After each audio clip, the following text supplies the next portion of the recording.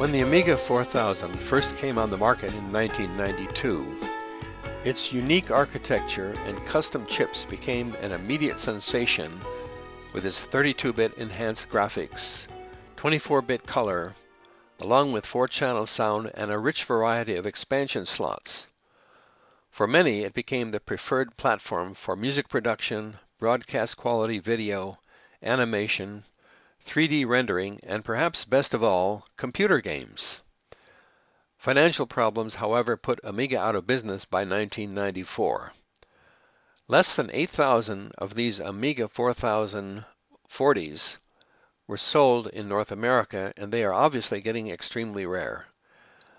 The Amiga culture, however, still remains strong today, 25 years later. My Amiga 4000 shown here was brought out of 20 years of storage and expertly reconditioned. This video will demonstrate that all important functions are working properly. This is a program for testing all functions of the Amiga. The memory tests out 100%, but it takes too long to repeat here.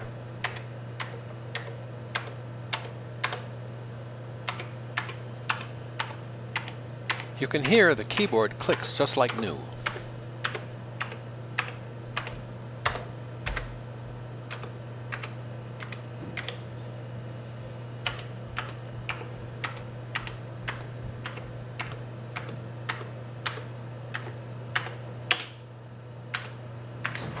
The caps lock key must be struck twice, once for on and once to go back off.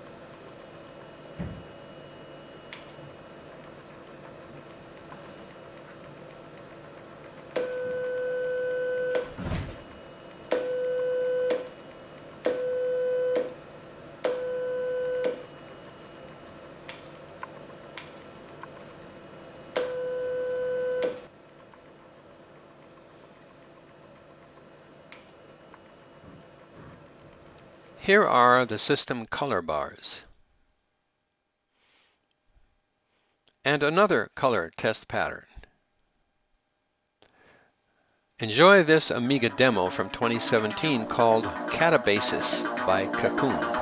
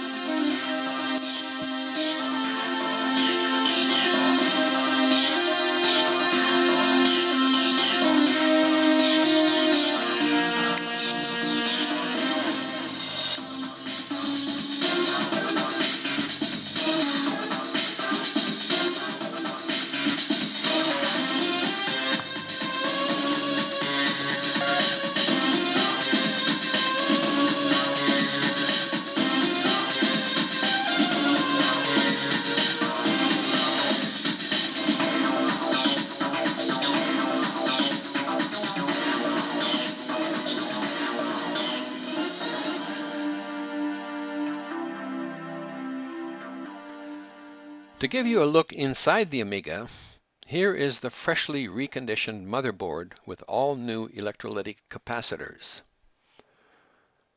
The accelerator board containing the CPU and heatsink goes piggyback on the motherboard.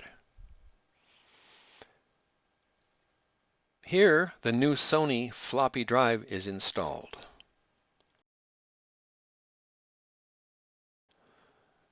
The daughter board is on the left, the hard drive in the middle, and the power supply is on the right.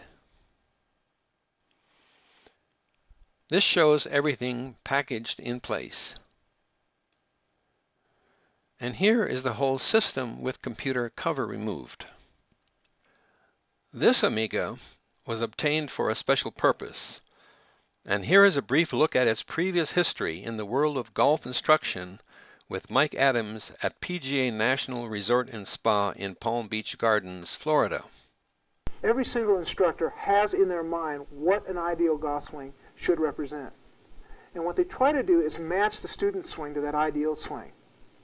But the hardest thing is get the student and the instructor on the same wavelength, making the exact same golf swing. The model swing is right here on the screen. We can superimpose it right over the student's own golf swing and show them where they vary from a golf swing of the best players in the world with the same body type. Our golf swing models were composites derived from dozens of the best golf swings on the PGA and LPGA tours. They were truly three-dimensional and could be viewed from any distance, any angle, and any elevation. Each stick figure included a realistic wireframe head and all the important body components.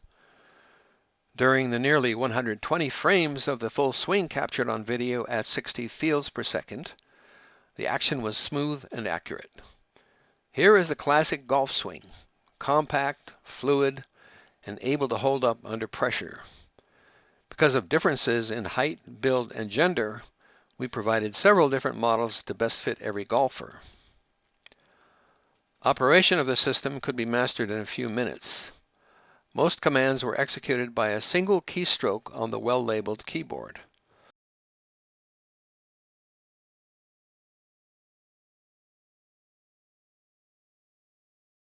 For example, one keystroke selected the model's front view, another the side view. Another selected the split screen, showing both front and side views together. To advance the golf swing one frame, the right arrow key was pressed. To go backwards, the left arrow key. To move the model into position over the student's video image, the trackball was moved horizontally and vertically, then the trackball button was clicked to keep it there. The size of the model was adjusted by rolling the trackball vertically and clicking into place. To display a fully animated swing, we just hit the spacebar.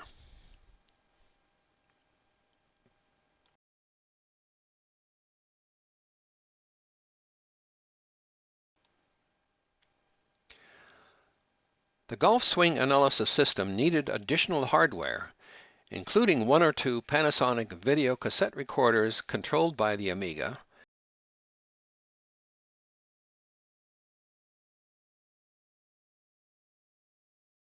and one or two color video cameras, all running the higher resolution Super VHS.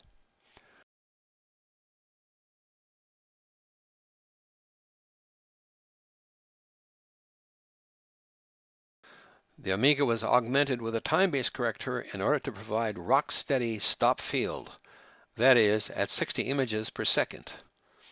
An expander card was necessary to give additional serial and parallel ports. Here it is installed in the daughter board, and here is the time-based corrector also installed. Finally, the superimposition of the computer model in the student video was controlled by this piece of hardware called the SuperGen.